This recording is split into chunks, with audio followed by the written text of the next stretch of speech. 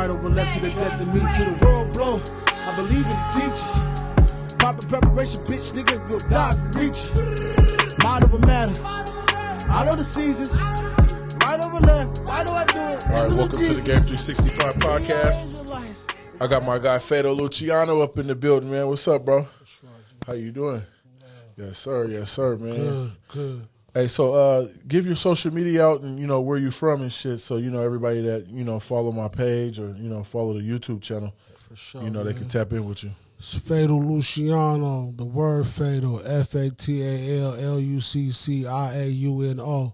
It's the same spelling everywhere, on your X, on Twitter, Instagram, Facebook, Snapchat, your baby mama phone. It's going to be the same spelling everywhere. East. I'm from the Central District of Seattle, East Cherry to be specific. Born in Chicago, Illinois. I just rap out here. My label, 1L1P Music, One Love, One Purpose. Rap Black Umbrella. You know, that's just how I move. That's what I do. So you came out here you came out here as a baby from Chicago? Yeah, I got out here in the 90s. Landed straight on 24th and Union at the Seattle houses. Yeah. Hey, out of everything that had left, they still there. That's crazy. We slid over there. Then I had a sister that was out here. She was married to a dude in the military. Mm-hmm. And so when shit got real shaky out there, got too bad out there, we had to slide out here. My father made sure we had a chance, and then one day we walking past 24th, and dude, that's back when Thompson's was there, right? Yeah, all this shit. And on the side of the Phillies was a Star David, and my father started crying. He was like, "They're out here too." He brought us right to the neighborhood. So yeah, I've been out here since then. You know, go back home, you know, kind of frequently in the 90s because. It was a little different out here, but consistently, yeah, I've been out here since like 93. How was that transition, though, coming from the Midwest and then, you know, all the way Northwest and being able to, you know, have a culture shock? I was reminded every day for about, till like Pac died, I was reminded every day that I was from Chicago. I talk different. Uh-huh. They used to call hot Cheetos hot doodles. We still put ginger and pickles. And it was like, oh, that's gay. They was tripping with me. You know, it was all kinds of different things. But then I ran into some other Midwest families out here. You know, I ran into Corn Dog. I ran into Nonsense. I ran into Fatality. You know, I was kicking it with Mackie Ball. Mm-hmm. You know what I'm saying? That back when Dog thought he was a kung fu master. He was always outside like that. So it was good it was easy transitioning because of where I was at. Like Seattle's kind of like the gumbo pot right there. Yeah. And then back then in the 90s, the CD was still like the Black Hub. Guaranteed. So it was like where everybody was at. Black Mecca, Seattle. Yeah, so it was easy transition, but it was weird. Like, I got a story about my father talking to our landlord, and at this time we moved up on Yesler, like off of 19th. Yeah. And right behind the store that was over there, they had these little apartments. What townhouses. Afro Mini Mart, or which one are you talking about? The Afro Mini Mart. You go right there. It's across it's like laterally across from Langston Hughes. It used to be there. It's not there. Oh, you talking about literally on the corner. Right there. Yeah. Tui, what was that called? The store. He was talking about the store literally around the corner from the Afro Mini Mart. Langston Hughes. And then there's the Langston Hughes. Been her. Yep. So I was over there, and then I come outside, and the landlord's talking to my father, and it's like, "Hey man, let's go get some dicks." And my dad ain't never heard of the restaurant. He's like, what the fuck? On my life. It was different, bro. Like those are some real life stories. Those type Pops of is like, you ain't going nowhere around here. Went and grabbed the kids. We all in the house. She like, yeah, they're weird as fuck. But, you know, like that transition was easy because, you know, after out here, when we got out here, after you got into a couple fights, it was cool. If you was good, you was real good. Yeah. And then if you was good enough for niggas to want to be around you, it was easy money. You know, before back when, you know, we had anybody that was catching bodies like that, it was like a hood legend. We waiting on him to come home type. Yeah. You feel me? Standing on top of cars type. You know what I'm saying? I ain't gonna say no names. You know? It's like Jordan come back to the league. Yeah, gangster dog. You feel me? So love to the big bros. But yeah, back then it was just easier because it was with the knuckles and just the fact that I already had an understanding of what the business was. You feel me? Gangster, you know, coming from the land. So it was just. It was smooth in that sense. How did so what was you already, you know, had to come back from a musical background? Your family was into music, to rapping, to, you know, soul, jazz, R&B. Like what was your roots into the music industry? Just doing independent and, you know, just creating that whole persona. Man, the persona of Fatal Lucciauno just, I mean, let's just be honest. Listen to the name. It's just a man trying to sound extra tough. I'm short. Yeah. You're Fatal and you Lucciauno. But I always had a love for Lucciauno until it cultivated into something else. The story, the man, the myth. The first one, the Gambinos actually really want to work with blacks instead of exploit them on that type of level. You know, I kind of like did my history early on. Because my father brought us up as Jehovah's Witnesses, so all we was doing was reading history and, you know, big on, you know, like the huge criminals were always looked at as like tools of the devil. So we knew about them before. You know, it wasn't like we were just interested in crime. We were introduced to it as a way of studying human behavior, because that's kind of like what you're called to do, to why we separate ourselves from everybody else. People don't know that, but that's why they think it's like kind of cultish. But the fatal part comes from my big brother. My big brother, Dennis Howe. You know what I'm saying? Dennis Howe Jr.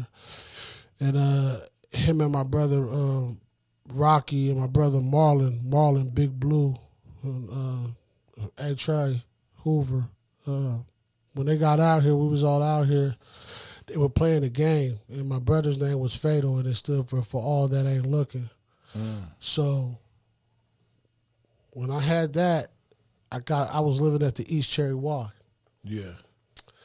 Living at the East Cherry Y, that's when I meet Fatality. His name was Scrap Folks out there. It was him and Danger, who we know as Satan Folks. God bless your soul. You feel me? This is a different science back then. So, you know, I met him, and he brought me to Cherry and made sure I was safe, took care of me. You know what I'm saying? Let me know that these guys was on the business. So that name always stuck with me from my big brother, who's also a gangster, who's, you know what I'm saying, and he was from Chicago. And then getting with bro, and he was like, you little Fatal? Well, if you extra crispy, I'm the original recipe. And that's how he got that name.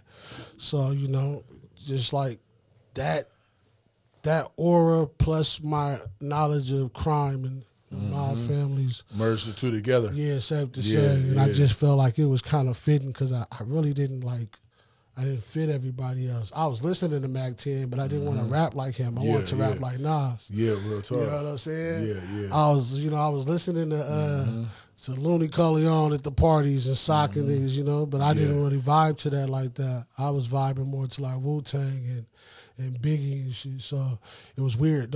Twister, Do or Die. You know was that the Midwest? Was that the Midwestern in you? You know, just feeling like kind of like, because still having the East Coast, you know, origins in a sense, but then, you know, coming West Coast. I kind of want to say that, but I can't say that, right? Because my father just had us on a different type of time. Even when we was homeless and struggling, I was just always on a different type of time. I spent more time at Langston Hughes than I did at Garfield Community Center. I spent more time at the poetry slams than I did doing anything else. So then when I came outside, it was just easy, because I had hands and I was smarter than the homies. So it was just easy. So I don't know. I just always liked people who was like kicking that science for real. You know what I'm saying? And that's why it was kind of like, it was dope to like rock with like hollow points and self-titles and you know, like people who were actually rapping. Yeah, you know what I'm saying? Yeah, it's like there's a difference. Those are the individuals that kind of like I gravitated. Shout out self-titled. Shout out 2E, all of them, man. You know what I'm saying? For sure. You know what I'm saying? Because without those groups and some of those individuals that paved the way for a lot of these cats today, they wouldn't even know what to do on the mic. Because a lot of these cats, to be honest, they didn't even like niggas that rap back then. And now everybody's rapping. You know what I'm saying? So, but we ain't going to get into all that. So, where did you craft your style at, though? How did your style, born in the Midwest, coming up here early and then having, the Northwest flavor and some game and the city life, how did that merge into the style that you have today? I could say the style I have today just come from the experience of being out here. Yeah. The experience of growing up out here, experience of trying to be diplomatic when niggas is sincerely not caring to be. Understanding that I have a greater goal and shit. So when I'm doing my music, when I'm angry, I'm angry. Yeah. And then as like with this album, right? The album, The Unfortunate Truth, like I'm talking to individuals because they didn't want to come and sit down and talk to me. Yeah. So now like, you're going to listen. You're going to have to listen.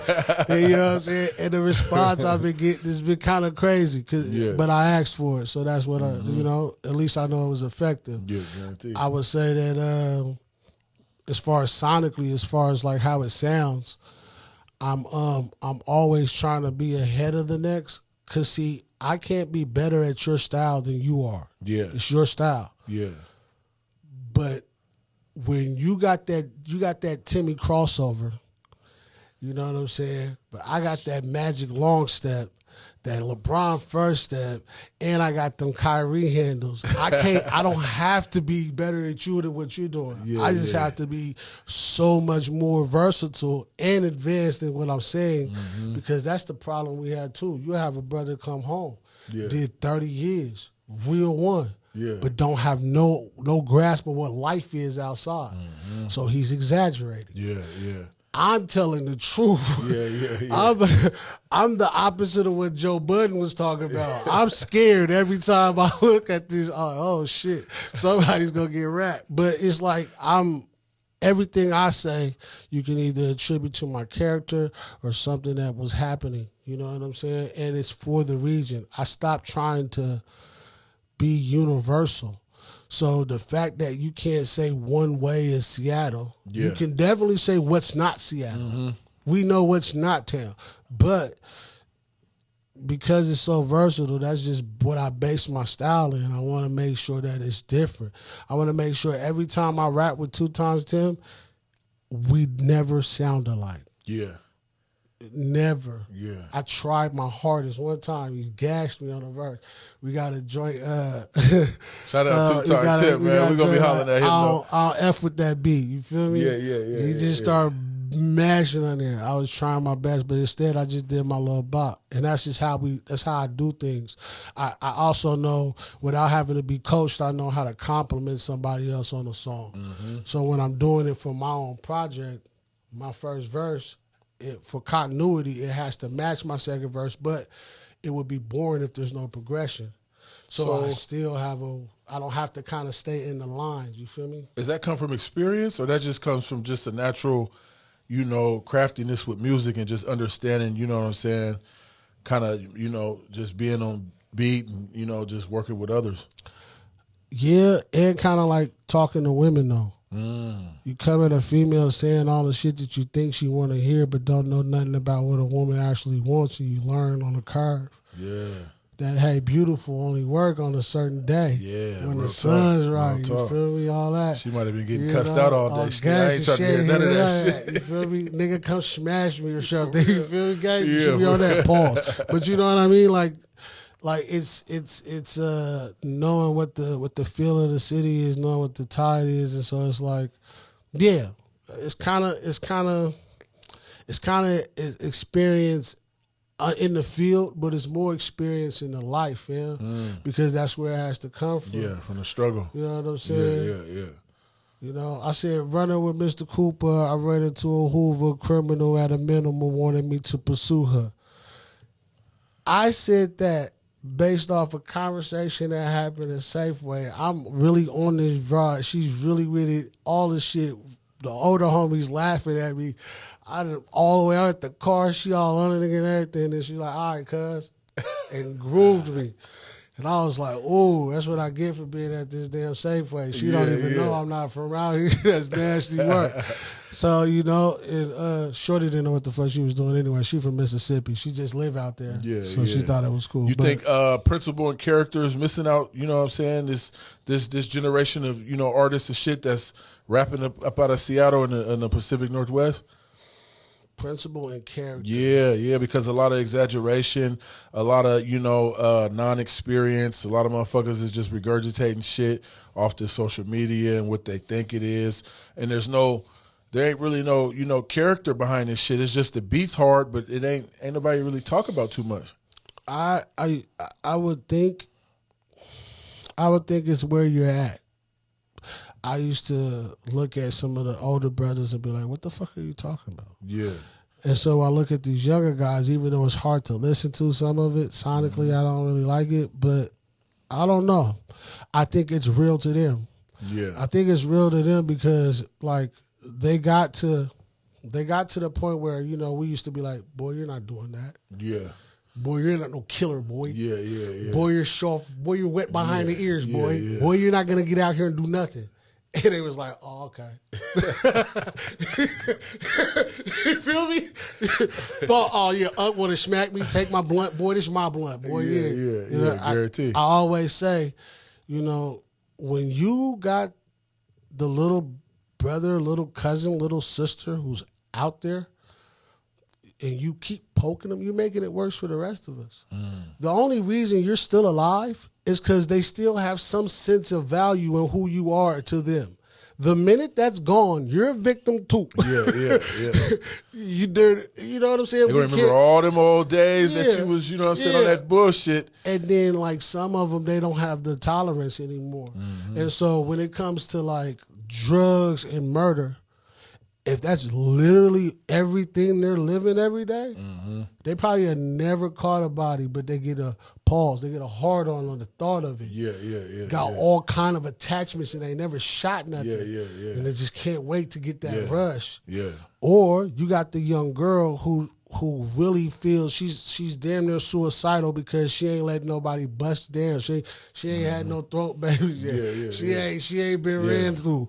And she's really feeling alone because everything she's hearing, her environment, everything is like that. So I think we just got to be honest with ourselves and say, it is substance. It's the substance of the times. These motherfuckers is, excuse me, I don't know if you even do it, bro. They fucked up. You know what I'm saying? And it's real out here. And then we well past, we 2024. Happy New Year, G. Yeah, Happy New Year, G. You already know. We left the 80s a while ago. And any given day, at any given time, you can walk over and see. Nod it out. That's everywhere. That's in front of the library. That's in front of the school. That's in front of the trap. That's in front of the stadium. Courtroom, it don't matter where it's at. Courtroom, wherever. Real talk. Gangster. So I think integrity is missing. The integrity for all of them are conscious of what's going on.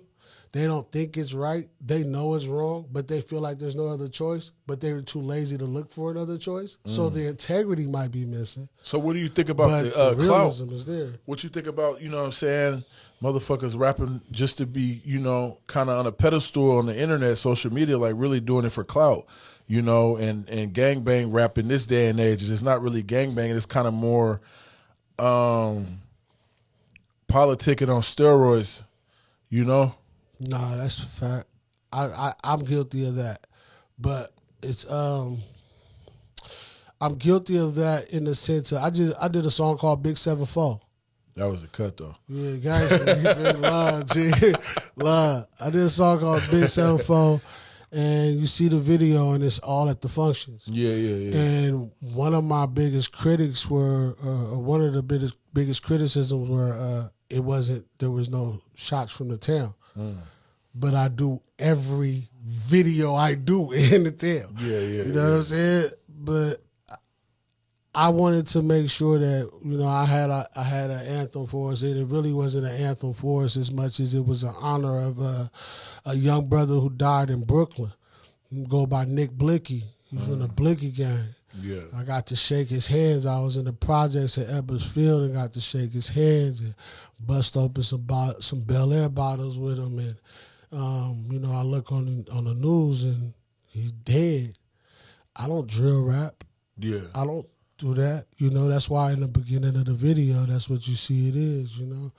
And I just, I think that some of the clout chasing, I'm not guilty of that, but the politicizing definitely. But the clout chasing and trying to be something that you, well, to be fair to your question, you didn't say be something you're not. You just said putting yourself on a pedestal on the internet, gangster. Yeah. So with that in mind, yeah, I think it's annoying, but we also have pundits. We have Umars. We have Jon Stewarts. We have this is the platform to get forth knowledge now.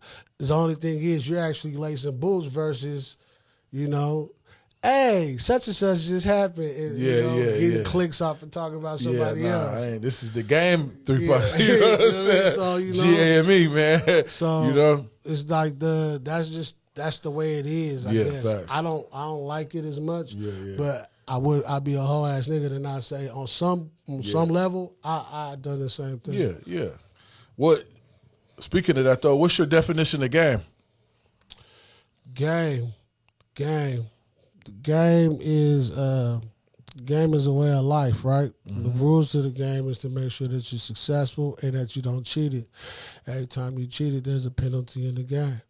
You know, you either draw 4 or you go to jail or you know, you go out of bounds, or you're getting benched or you get fouled, you get ejected. You know what I'm saying? Like you're retired too. So, shit. Yeah, gangster. You what know. I'm saying? So that's how I feel. And then, you know, being in the Northwest, I kind of got a new word for what most people would call game is that ism.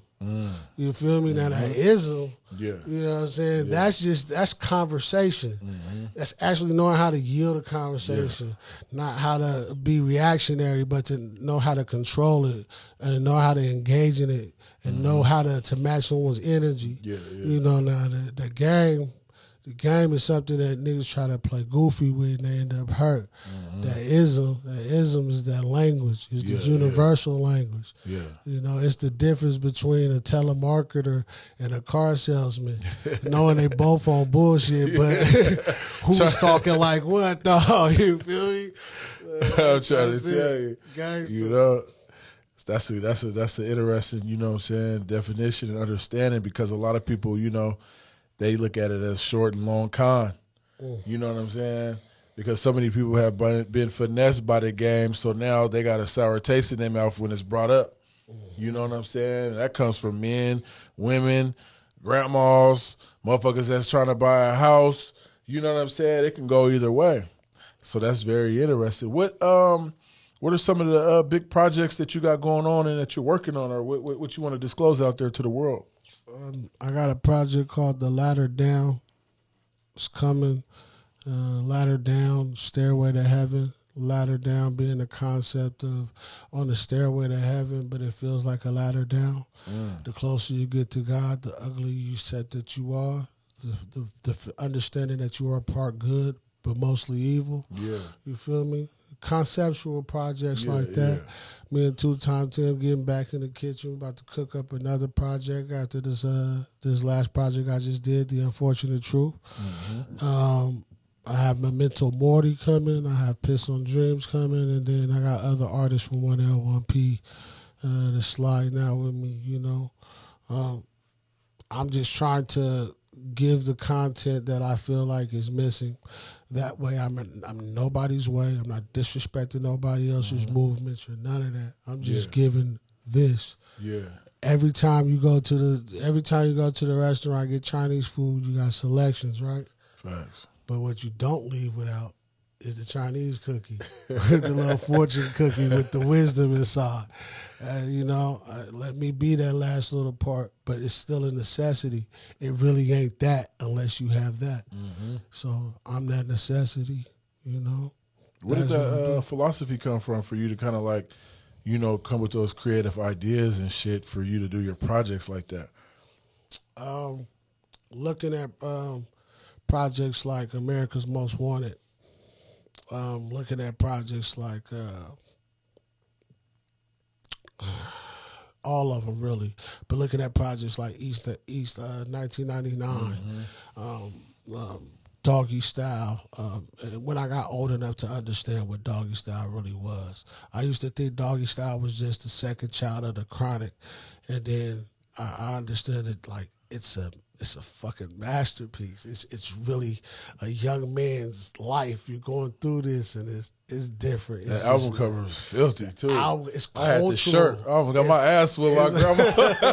It's cultural, and so I think if you go back and listen to each one of my projects, even from The Only Forgotten Son, the very first one that was released out, you see that it's where I'm at, and you're seeing it. And if you happen to be blessed enough out here, it's a time capsule. You're like, oh, I remember that. Oh, snap, he was there. Oh, shit, that's right. Oh, man, that's crazy. Man, that's wild. Yeah. He's still here. Oh, man, his kid is how old now? That's wild. You know what I'm saying? I got 6 kids, 6 baby mamas, G. Yeah. You feel me? My whole legacy is out here. You feel me? Chicago, where I'm from. This is where I'm at. This is home. You feel me? So, like, with the music, it's like, it has to make sense for the time. It has to make sense conceptually. If I have a beginning, I have to have an end. Mm-hmm. I took behavioral sciences. You know what I'm saying? Later in my life, but like I told you how I was raised, I was always taught to think critically. Yeah.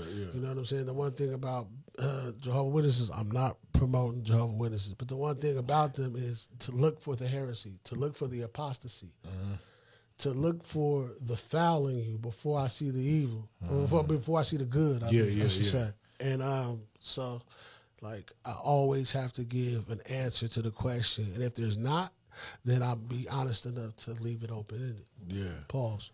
So, last question, and this is for the up-and-comers, the youngsters, the ones that, they want to jump off the porch into the music industry. What do you think are the pros and cons financially, of jumping into the game? And then, kind of like, just like the pros and cons of, is it worth it? Because, some people, they are so caught up with trying to, do music, play basketball, do things, and ain't nobody working in construction no more. Ain't nobody doing anything that's out there that, they probably were raised on. When we was a kid, they said what you want to be when you grow up.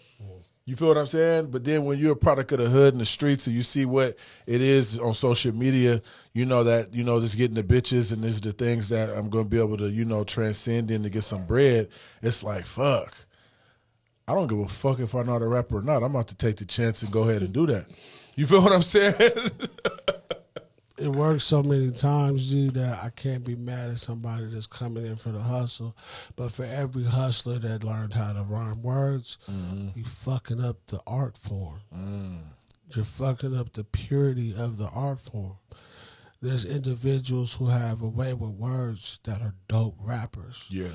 But they also understand that they gotta make like hit songs, like they make cuts. Then there's MCs, and then some of the MCs is fucking up the game too, because you gotta learn how to make a song. But it's the guys who come in here, G, just trying to get a quick buck. That's what you're gonna get. And also remember that this ain't the streets. And that even your best friend needs to get compensated for their time and their work. And they will do it, whether it's righteously or on your neck. Yeah. Remember, nobody is afraid of you because they know what you look like when you're in the studio alone. They saw when you couldn't handle the liquor or the lean. They saw how a female twisted you in a conversation out of 15 minutes. They seen what happened. They set you up for failure every time. And then you have the audacity to look at them like they're crazy. But they saw you with your pants down. They know what's up. You have to be prepared to agree or not agree and stand on it. Yeah. That's all I got for you. It's the Game 365 podcast, man. I appreciate you, G. Standing on all 17, right over left to the death of me to the world blow. I believe in the teachers. Proper preparation, bitch, nigga, you'll die reaching. Mind over matter. I know the seasons. Right over left. Why do I do it? It's because of Jesus. We are Israelites.